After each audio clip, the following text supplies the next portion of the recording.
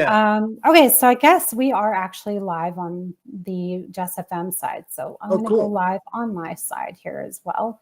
All right. So thank you everyone for tuning in to Connected with Cari here this Saturday, May 18th. As you can see, I have an awesome guest with me this evening. We are streaming from Jess FM, Jess TV Lethbridge, the Underground Radio C platform. We are on Roku TV 101, the NCG television network in Italy. We are basically all over the world. So those of you on the other side of the world, we were just talking about you. Thank you for tuning in. I know it's early in the morning, but we appreciate all of your support and love. So as you guys may or not have seen the posters that I've been putting up, Harley Wallen is with us this evening. So thank you so much for coming on. This is just a pleasure to actually meet you and be able to have a conversation about, you know, what you do, who you are, the little projects you've been working on. Some may not have ever heard of you. So we're going to get into that. They know who I am. So if you could formally introduce yourself, that would be totally amazing. And what I'm going to do, don't think I'm running away. I'm just going to put you on a solo screen so you can hog the attention, and then we'll kind of be going back and forth a bit. All right? Sounds good. Okay. All right. Well, my name is Harley Wallen. Like you said, I am Swedish, born and raised, moved here to pursue my goals and aspirations in acting. And a bit into it, I fell in love with writing and directing as well. So now I am a full-time filmmaker and actor, and I am loving it. Okay, and as I say, that's it. Cut. You're right. That's all you need to know. Right. Yeah, exactly. Well, that's the thing. We have to kind of elaborate a little bit on that. The introductions are wonderful and all, but again, how did you get into, what did you do first? Did you get into acting first? Did you get into, well, you kind of said you got into acting first and then into directing and producing. So how did you, like, what was the big deciding factor that you're like, yeah, I want to do acting? Was there somebody, like a mentor that you looked up to, or was it just something that you saw on TV or a movie and you're like, I want to do that? What was the aha moment for you? Well, it's really interesting looking back because I don't think that I realized it as it was happening. But my mom is always telling me these stories when I was 4, 5, 6 years old, and I was going to be the next Tarzan. I was going to be an actor. I was moving to America. That was what I was saying. But then my life followed a completely different trajectory. I was a martial artist, so I focused a lot of my energy into martial arts. And then as a teen, I started breakdancing with a couple of friends and got really good at it. And then one day I got asked to come on a TV show in Sweden as essentially background dancer. It's a variety show with these really cool guests. And I said, yeah, for sure. Good paycheck. You get to be on TV. That sounds great. But what they also did is we were already there. So instead of hiring actors for one-liners, they would come to us and say, hey, do you guys want to come and buy the tanning lotion on the show? And I said, yeah, I want to do that. And then I did that. And then I started hanging out with the actors. And then I started hearing the process of acting and getting into character. And I was like, my head just exploded because I never realized how much goes into playing a character. And at that point, I just fell in love because the same mentality that came from martial arts of that you're always a student. It doesn't matter how long you do it and how much you do it. I mean, I'm a 5th degree black belt in Judo, and I'm still a student because that's how it works with that. And then I applied that same thing to acting, and then later on directing, just from that little experience. Holy smokes. So you can like totally kick someone's ass right now. Oh my goodness. Okay. Yeah.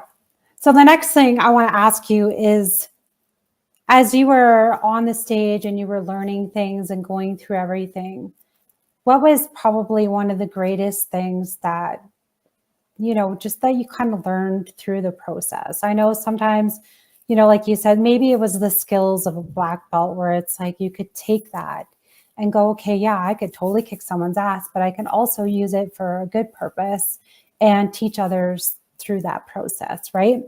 So what are kind of some of the skills that, maybe it was what I just said, maybe it was the jiu-jitsu martial arts skills that you learned, or maybe some acting skills. What has been, those big skills that you could say that you brought through every process of your life to this point?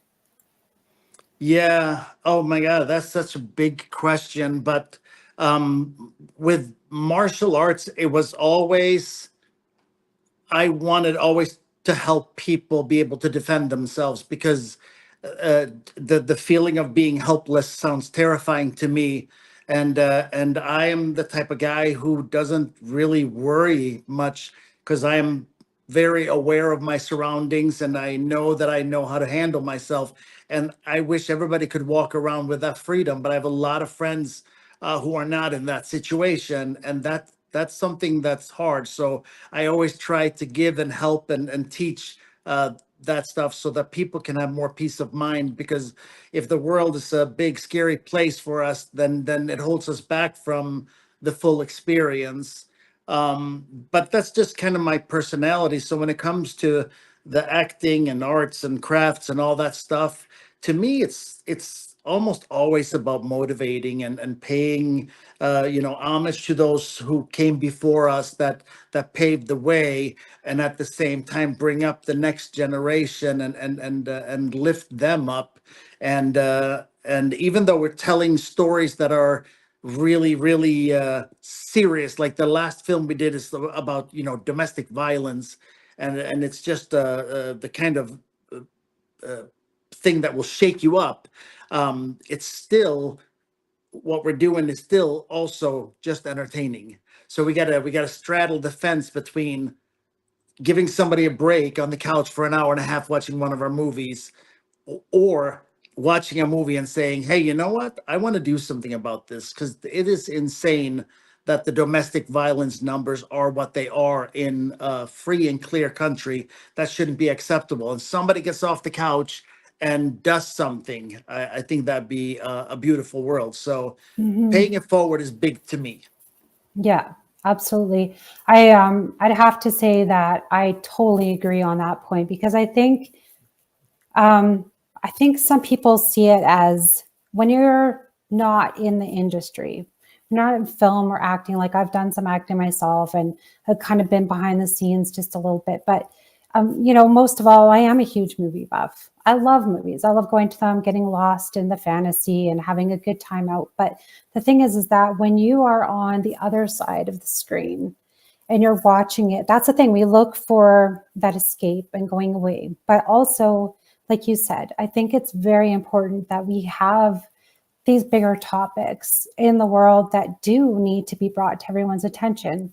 Like I've seen films, on human trafficking and, like you said, abuse and all of these other major topics that people tend to shy away from. But I think now in today's society, it's become a little bit more open-minded to these situations, because, like you said, there's just more that's coming to light, that, okay, this has been happening for years and years, but it's like now we really need to talk about it. And I think that bigger movie stars and bigger actors and like yourself, you do production and directors, like you guys have the possibility not to just show the silver screen magic, whatever, but you have the ability to actually make it very real and go, okay, this is the actual thing that's going on in the world. This isn't just behind the scenes. This is real. And you can bring everyone into that going, hey, this is what it's like in this situation. So when you're working with the actors, you kind of brought up that you will watch something that's been happening. So what is it like? Like, do you let them watch a film and go, okay, this is an actual, or do you like read reports, like police reports on these domestic situations, how do you get the actors to get into a real mode of what's going on in the storyline? How do you do that?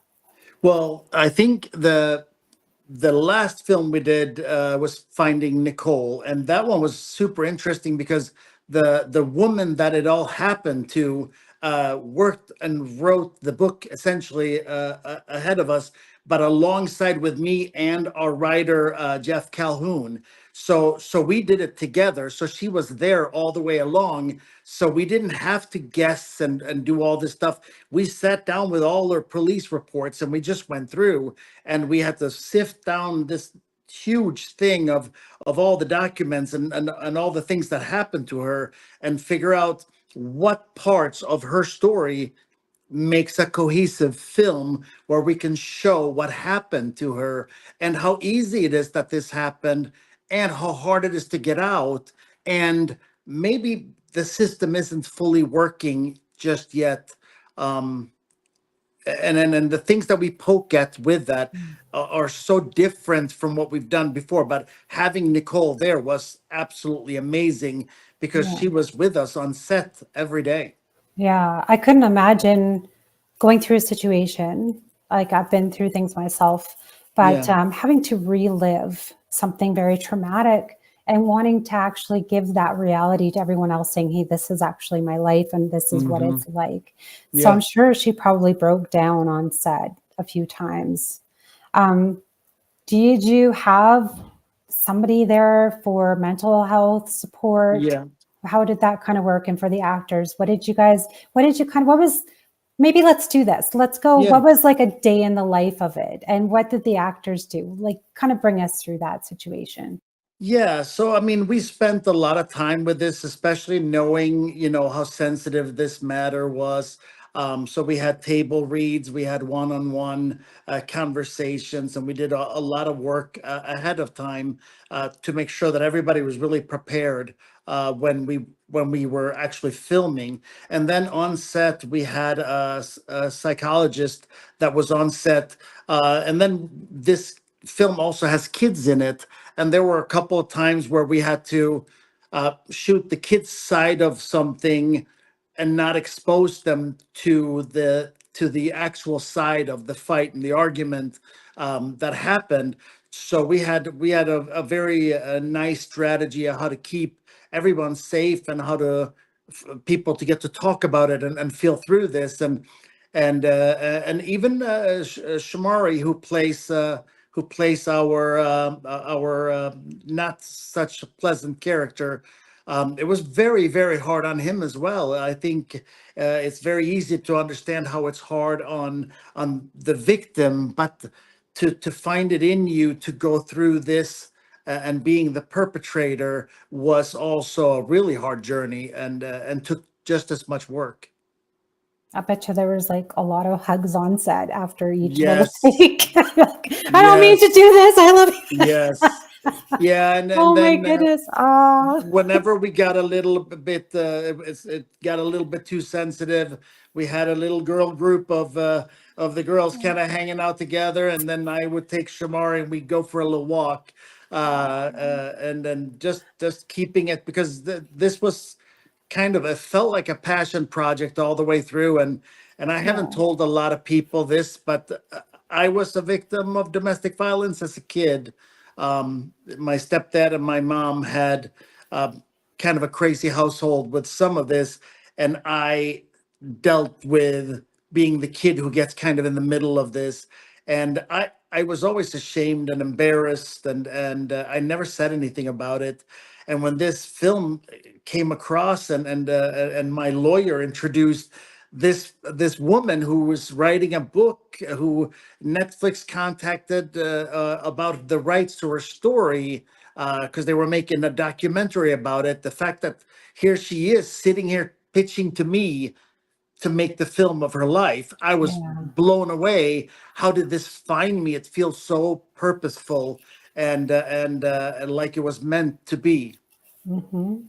It's so crazy. I think just like how the world works like that. I Yeah. think we're totally given a purpose in our life to be able to help others. I know I have. And like, that's one of the purposes of doing all my shows is, Yeah. like we were talking beforehand, my main platform is Underground Radio C, and I, do underground artists, underground, whatever. But it's not just bringing to light what the business is or the music is, or, your films and things like that. As much as it's a wonderful thing to promote it, it's the stories that are behind it. It's the personal, it's the personality into it, the vulnerability of it all, because that's where it really hits home for all of us. It's like, okay, you may see your biggest, your favorite star on the street, whatever, and you're just beside yourself. But at the same time, they've got a story that you could probably relate to, or someone that then you guys probably, like you said, it's you and Nicole, two peas in the pod. So you could relate to a lot of the situation and go, I'm sure you didn't have to put a lot of spin onto it, but I think because you were directing it, that you could have more passion into it and be like, okay, you want to tell more of it. And I think you can do that, right? Yeah. What are some director kind of little tips that you put into that movie to make it just like, if there was camera angles, or like you said, you did the kids shots and then you did the adult shots separate. But what was like that magic moment that really tied it together, would you say? Yeah, so me and my director of photography, Nolan Elias, who shot the majority of that, and Steve McLaren, we would always talk about the subliminal messaging of how the camera speaks. So when we were in the beginning of the story, we really wanted the audience to some degree fall in love alongside of her with this young guy, because what happens a lot of the times is people go, why doesn't she just leave him? Because they don't get how you get into these things. It's a complicated process, and all of a sudden you're there, and now you have all your friends and everything is intertwined, and it's not so easy to get out. And I think we believe in our self and our capacity to reach the other person, to make them stop hurting us, and we end up taking that route. That's at least what it looks like to me. Yeah. Oh, exactly.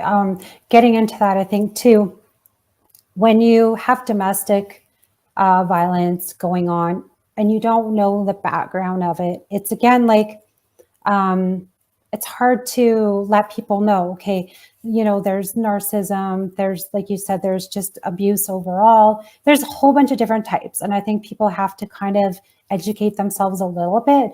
There are a lot of red flags out there that some people, like when you are truly thinking that you're in love with someone, everyone goes through that first love stage and you're blind to all of like the little quirks and this and that, whatever. But, I remember, it's just someone that that's close to you. So keep an eye on your friends. But if you see something that is off of the other person, or, your friends aren't acting the way that they normally are, that's sort of when to kind of gently maybe pull your friend aside and just say, hey, like, is everything okay? Like, give them a safe space to actually talk. Because sometimes maybe they don't understand, they don't see it, but just that, like, I had someone just kind of mention to me my situation. I was like, holy, I didn't even know. So it's just an outward view sometimes of what's happening.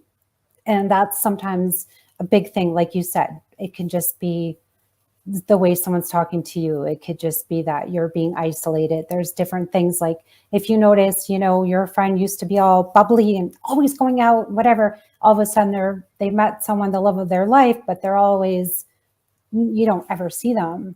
Something could be wrong, but just to reach out in a safe way. There are ways to do that. Yeah. Oh, absolutely. Yeah, absolutely. So this is a wonderful topic. I don't want to go too deep into it because it can be one of those things where it's yes, awesome. It almost takes the air out of it. It does. And it's like, there's so much other things I want to talk to you about because I think it's important. However, going back to that real quick, it is a very important topic. Yeah. Do your research, love your friends, your family, make sure that you have a very loving and supportive community that you are with. And yeah, and if you're with a partner, like whoever, make sure like they are very loving and supporting, because that's what you definitely need in your life as well. So I think And that's then important. let's teach our kids to Yes. be kind and decent, and loving and generous. Like that. I think those are important things to do. We do that all the time. We talk about it at the house every day about how to be a good human, how important that is, and how everybody out there is having their own day. And if you can just shine a little bit of light on the people that cross your path today, maybe you could make someone's day, and do something that they desperately need. So yeah, I think that's the perfect way to do it. Exactly, right? And that's what Yeah. we're here to teach, is especially to the children. They need to know, because Yes. in this world now, I mean, it's so much different than it was like 5 years ago. Oh yeah. Everything's kind of switched, and everyone's more like, mental health is a big thing these days. And Yeah. kids generally don't want to, they're not outside as much, and they don't get that, same, I don't know, publicity, whatever you want to say. But No, like they're just not out and about as much as Yeah, we used to no. be. So they don't have the same people skills as, Yeah. they're used to being online all the time, which is fine. But, get them out there, go watch a movie. That's all Yeah, I'm gonna say. we're really lucky. We're in a little Pleasantville neighborhood where there's a ton of little kids all the way around us, and they're always out playing, and it's really nice to that this still exists, because I didn't really realize that this was still a thing. But our neighborhood, their kids out playing in the little cul-de-sac, That's all good. times of the other day, and our girls are out there, with them. And you can do that whole thing of go out and then come home when it's time to eat, and then go back out, and then you got to come home a half hour before bedtime. Right before the sun setting, and the Yep. whole street hockey, and move your Yep. nets for the All cars that. and all that. Okay, good. All I love that. that. Yes. I want to keep that alive, because I'm I think so that's fortunate with so that. cool. Us and our girls. It's so perfect. Good. Okay, keep it going. Keep it going. Teach them. Yes. Keep it all across the board. That's what you want. So, Yeah. okay, going back into more of, your film history. I Mhm. want to know, because you've got a whole list. Okay, list a whole bunch of things that you've been in. Okay, like let's just do 10 to start. All right. Well, I'll go backwards. So I was in a movie that's called Final Recovery, that we just shot over the holidays. That's going to be coming out these next holidays, with which is a horror movie, a holiday horror movie at that. Beneath Us All, which is a really cool vampire story. The Devil's Left Hand is a really fun character. I shaved my head and had a big old scar across my face. Ash and Bone, probably our biggest one, big hit horror movie that probably most have seen. And then you go down Betrayed, the human trafficking thriller. We had the TV series Tale of Tales. That might be one of my favorite roles right there in Tale of Tales. Had a chance to act across from Tom Sizemore in a film called Abstruse, and that was really cool. Across from Billy Worth in Eternal Code. That was also a blast. And then Tara Reid in Bennett's Song. I think that puts us at 10. Okay, that's pretty good. Yeah. That's good. You went for most recent down. Okay, because I wanted to ask you, but you kind of touched upon it, that Tale of Tales was probably one of your favorites to play.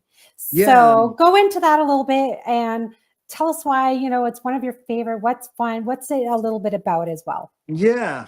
So I play Nick, and Nick is this kind of a low life mobster who just kind of walks to the beat of his own drum. It is in the direction of the Ozarks and Breaking Bad and all that stuff.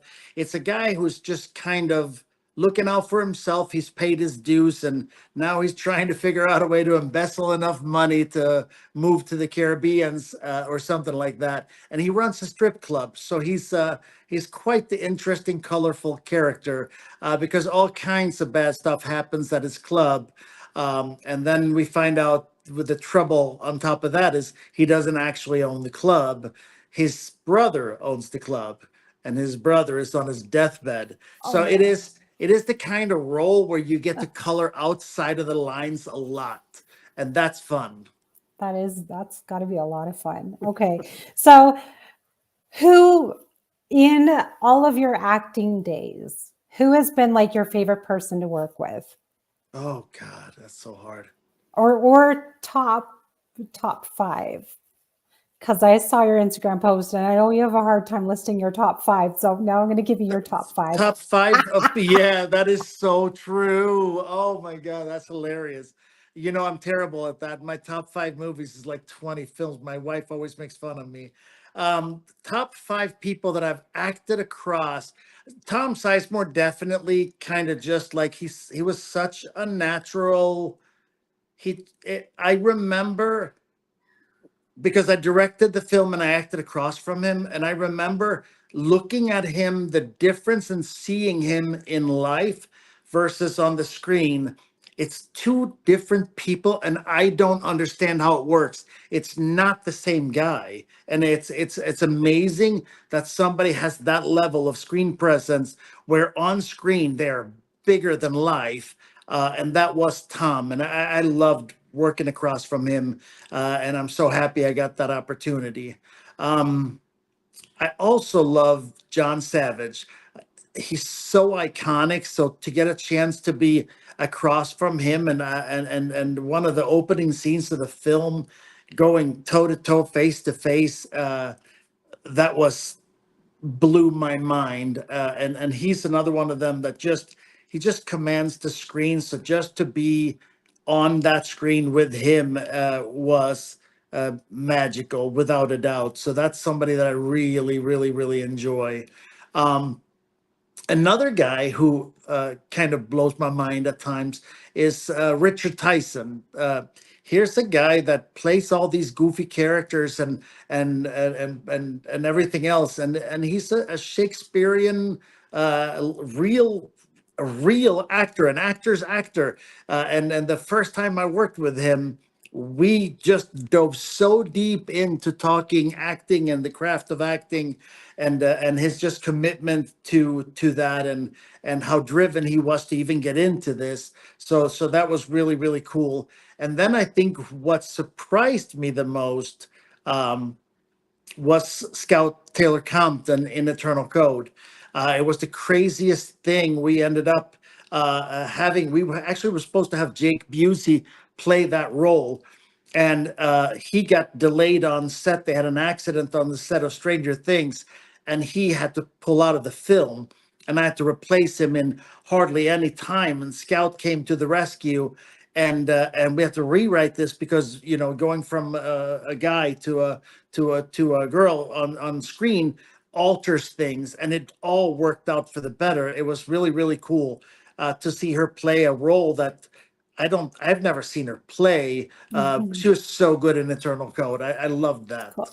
That is neat. I think that's one thing I love about actors is just, like you said, some have the actual theater background, Yeah. where like they know Shakespeare. If you do not know who Shakespeare is, please go and just Google him up and you will be amazed at that. Like, this is history in itself. I mean, like, over the summer, last summer, I was in Ontario and I went to the Shakespeare Theater, and look, I've got family out there. So I've been really blessed to kind of been grown up in all that, theater background. But if you have not seriously gone to the theater, go. Mm-hmm. If you can go. I mean, like, you will not be disappointed at all. It is. Yeah. And then you will get, it's if like you've never seen a live theater, it's just like, it's live. It's like you could touch the actor, they are there, and it's fun. They're right there. It's very cool. It is. And I love the audience participation. So fun. And it just, you never know what can happen. If they flub up, it's too bad. There's no rewind or cut or take again, whatever, that's you just got to keep going. Yeah. So you loved when you got to work with your actor guy, which is so cool. I mean, he must have, what did he teach you? I think the thing with Tom was that you just, as an actor, you can't be in a hurry. You just have to, first of all, you have to trust the camera. and then you have to forget it's there, and then you just trust that it's going to find what's within you, and that you never have to chase anything as an actor. It, if you're just honest to the character, it'll come. The right lines at the right time happens when you're prepared and you're in character. So to just trust, I think trusting the process when you've done your work, I think is a big thing, because I think in your head you want to move faster. It's like if you watch a stand-up comedian, they always say that, if you're doing really well, slow down. If you don't think you're doing well, slow down. You know what I mean? Yeah. That's how it is as an actor too, because you're trying to say a bunch of stuff, and instead of trying to say so much, just be. A lot of Yeah. stuff can be said without all these words, with just being. Well, also on that note too, if you are, okay, so if we're in a film right now, we're filming, we're having this conversation. If we were talking like this and we were going fast like this, and you were going and cutting at me and blah, blah, blah, it wouldn't seem natural at all. You would know it's scripted. You would know there's a camera, right? Yeah. So who of you go out there and go to a coffee restaurant and have, people talking blah, blah, blah, blah, blah, blah, blah. And no, that doesn't happen, right? So it's the exchange of conversation, the exchange of movements, all that. What's like the favorite thing in film that you just love? Is it directing? It could be acting. It could be just like costumes. It could be set. What's just the most, like, you can't wait to do it every day? What's the favorite thing? Oh God, I want to see it come together. I'm such a storyteller that my favorite thing is when the actors go, "Oh wow, you get that from this? What's on the paper? Like, I thank you so much. I didn't get that. Like, wow, I didn't see that. Like that makes me go, yes.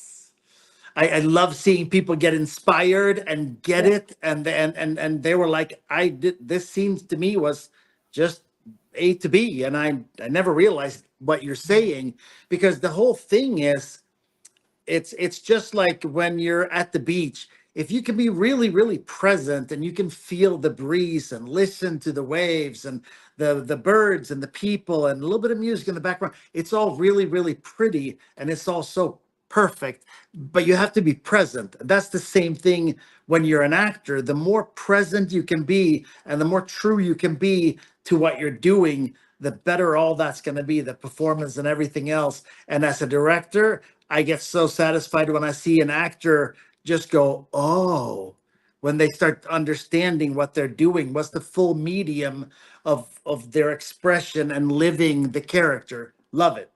Yeah, that kind of aha moment, and really, like, I know some actors that when they get a role will do the whole, they'll shadow someone and go, okay, like, so to say it's a doctor, they'll go in and shadow them and be like, okay, what do they do? How do they act? This, that, whatever.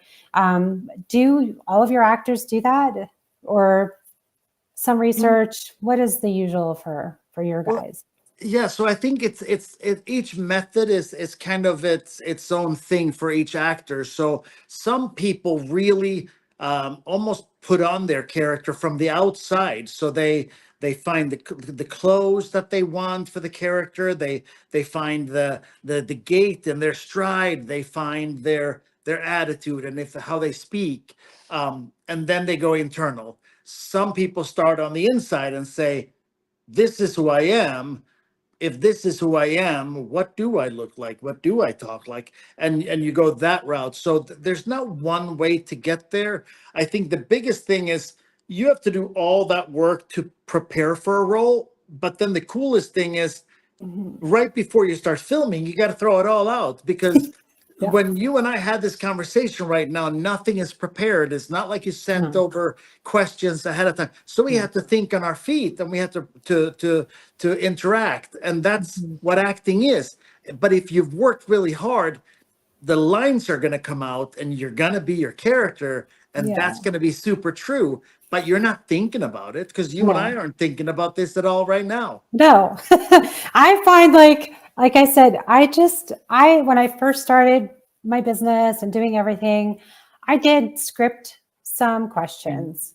And some places, like I'm trying to get another charity cause to come on and talk about what they do, because I saw one of their presentations and I loved it. And I'm just like, they're like, well, what kind of questions are you going to ask? And I'm like, well, I can give you a few, but the thing is that it's really hard because, like I said, I even have a couple more that I do actually want to ask you, but I don't like to go off topic and be like, okay, hey, what's your favorite color when we're in the middle of a conversation, because it's just not natural. And I think that's how it should be. And I think actors should be the same way. Like, how would you interact with someone, and how would you have a discussion with that person, and how would your character, my character, how would they get along and just have that chemistry? Because that's what it's about when you're on the stage and you're watching. I love the chemistry of really good actors. And sometimes I love the chemistry of actors that don't get along and they have to get along. And you're like, nah, and you see it and like in real life, they clash, but then they get along on camera and you're like, okay, they pull it off. That's really good acting. But sometimes you do see a bit of a clash and you're like, oh, okay, because you're looking for it, right? So I don't like to do that. So it's not very cool at all. What is because I do have a couple of questions, because I was really interested though on the Painted Creek Productions. So this is one thing that you and your wife decided to do, and it's a huge production company. So I kind of wanted to get into how you guys decided to, the deciding factor on actually getting into that together. What was your moment going, okay, we love acting, we love doing this, and why did your wife go, okay, honey, let's do this? Well, yeah, because she's crazy. But I'm blessed enough to be married to my wife, who was already experienced enough. She has a sister with 5 Emmys, so there was already kind of running in the blood there. So it made it a lot easier when I started telling her that I feel like this is something that we should probably do. And the funny thing is, when we started doing this was actually when we lost the film incentives in Michigan, which is where we live. And it's pretty interesting because a lot of people start making films because they add film incentives, and we started the other way around because I had just been in Batman versus Superman. I had a couple of scenes and I was really excited, and I was thinking, here we go. After all this of paying my dues, here starts the career. And I didn't even have to leave Michigan to do it. I could do a lot of roles from where I was at. And then they cut the incentives. And at the time, the independent film circuit in Michigan was not very fancy. So I was looking around to find any filmmaker that was working on something going somewhere, and I was having a really hard time. And I just made a decision that I was going to start doing this. I didn't really know what I was doing to begin with. I went to film school online to learn how to do this. My wife started digging in and getting an acting coach. My other partner, who started Caribbean Fury Productions, learned all the technicalities with the camera so he could be our very first DP and put some of these short films in the can when we started. But yeah, we just took a leap of faith and said, somebody has to make some good content that goes somewhere out of Michigan. Nice. Because that's it. Everyone knows the big silver screen is always Hollywood and LA and sometimes New York and, Toronto. You get like the big cities. But it's nice to have, even nowadays, there's more indie films that are being produced out there, and they're getting into the bigger screen, which is great. What are some of the indie films that you guys did with the Painted Creek? Yeah, so the very first film we did was called Moving Parts. It's kind of a whodunit, where you'd want to play detective. It has plot twist on plot twist on plot twist. So that was the very first one that we made as far as a feature film that you can find somewhere. Then after that, we made a film called Enigma, which was like a supernatural thriller. That was really cool. We brought in TJ Storm from Hollywood, and he's become a great friend of ours since then. And then we made another film called Abstruse, and that's the one with Tom Sizemore and Dennis Haskins from Saved by the Bell. So then we went to Bennett's Song, which was the romantic comedy. It's really wild. The Bennett's Song, we released that in 2018, I think, and that film is still one of the most popular rom-coms on Freevee, 7 years later. It's so wild. Wow. What's been the favorite genre that you guys have done? Has there been a favorite, or you're just like, I love it all? I'm just like, I'm here to win it all. I am one of them guys that if you look at my filmography, it makes no sense because I do so many different genres. To me, it's all about give me a great story to tell, give me interesting characters that's going to occupy an audience's mind, and then to make me happy, give me a moral dilemma that I can work with, so that if you want to dig a little deeper and think a little more, I want to have that in my films as often as I possibly can, and make somebody think afterwards, and maybe they can become 1% better human from it. I don't know. I like the challenge, right? Yeah, it's always a challenge. That's why I just always have different guests on my show, because it brings things out, and it's a challenge, and it's like, okay, what are they going to bring? Because I don't know what's going to pop up or whatever. And it's really cool, and it's really fun, because I'm like, okay, and I love learning new things all the time. So when you think outside the box, and I tell musicians too, when they're on the show, I'm like, don't stick to one genre of music, get outside the box and try different things, because you could be one like great at classical, but yet you're like the hardest core rock out person ever in the world. Like, you don't know what could come of it. I think it's like the coolest things ever that could happen, right? So it is so neat. It is so neat. What is your all-time favorite movie since you were a kid?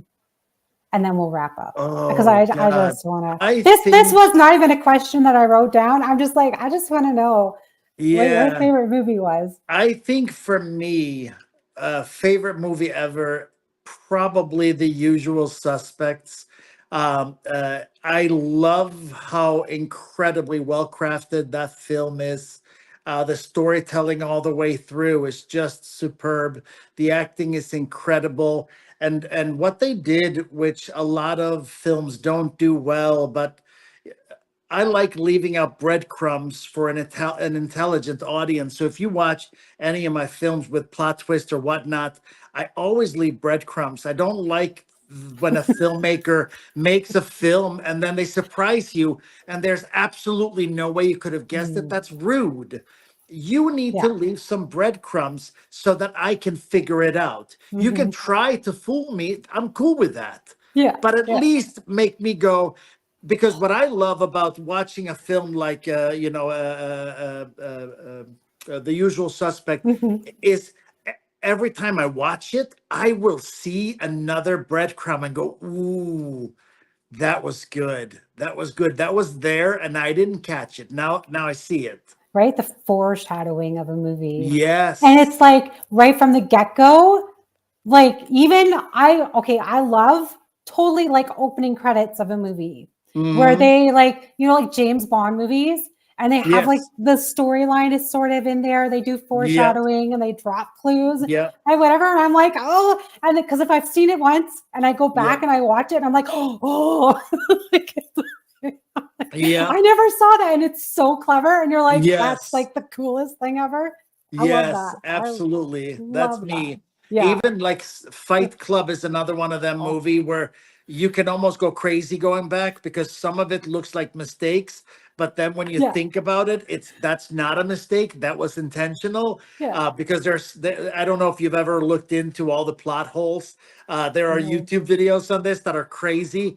But that's another movie that's very fun to rewatch, and it has a lot of things about it that makes it almost better each time you watch it. Well, the thing about Fight Club is you're not supposed to talk about Fight Club. So That's right.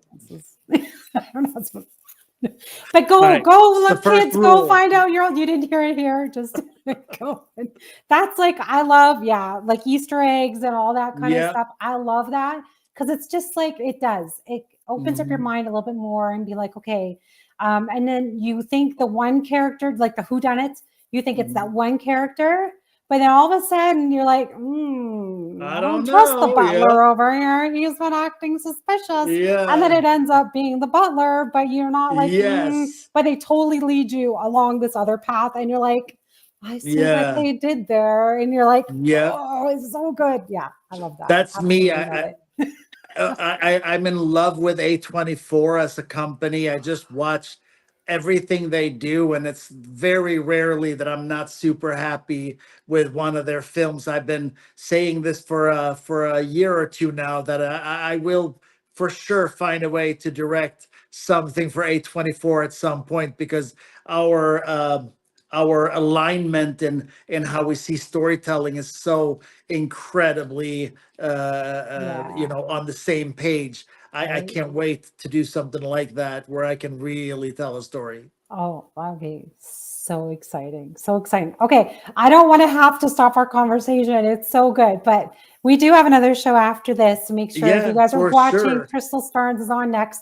But cool. Thank you so much for your time. Please thank your wife and your kids for being able to have time away. I know how much family is very important to everyone. So please give them a hug and a kiss and to thank them for me, because I think that's really important that they understand, like, I really appreciate your time and coming on, your energy and your love and just giving us some information and just being like, just having fun. That's what I love about it. So please let everyone know where they can find you. Everyone who's watching, please go and like his pages and don't stalk him, but just give him some love on his socials, please. Okay.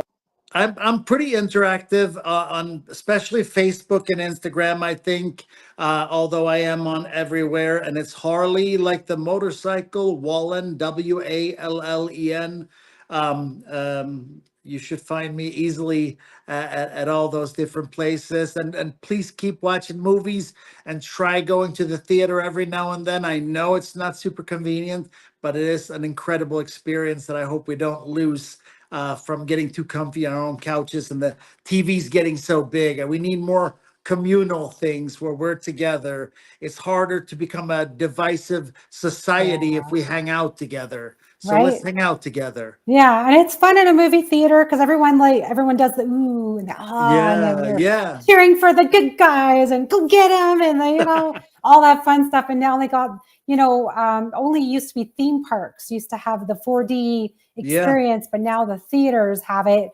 And I just watched The Fall Guy there, and I was like, "This is great!" Like, okay. And other people on Facebook were like, "Oh, we went and saw Dune," but all those action adventure ones when you're in the 4D, holy smokes! Like, seriously, go support the big films because that's what it's all about. It's about the experience. Get away, take the kids, have fun, get your popcorn. I mean, you can't really eat during 4D, but do what you can.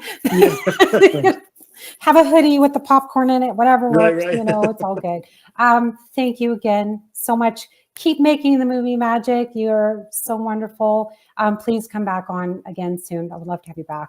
Thank you, Cari. You're very welcome. Thank you. Awesome. Thank you. Okay. Thank you, everyone, for tuning in this evening on Connected with Cari. Harley Wallen was here. So please go like his pages, give him some love. Go watch his films. I mean, holy cow. Can you imagine just all the incredible stuff that he's produced, he's been in? So incredible, so amazing. Give him some love, please.